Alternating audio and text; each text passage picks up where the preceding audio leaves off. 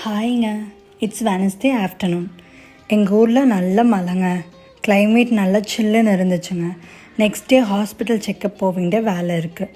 But early morning எழுந்திரிச்சு hair wash பண்ணி அதை ட்ரை பண்ணி கிளம்பணுன்னா கொஞ்சம் கஷ்டம் இல்லைங்க. அதான் இப்போவே ஹேர் வாஷ் பண்ணிடலான்னு நல்லெண்ணெயை டபுள் பாயிலிங் பண்ணி லைட்டாக மசாஜ் கொடுத்து ஒரு 1/2 to 45 minutes விட்டு குளித்தா ரெஃப்ரெஷிங்காகவும் இருக்கும், ஹேரு கொஞ்சம் ஷைன் கிடைக்குன்னு சொல்லியிருக்காங்க. மற்றபடி நான் இந்த ஹேர் கேர்லாம் பெரிய எக்ஸ்பெக்ட் கிடையாதுங்க.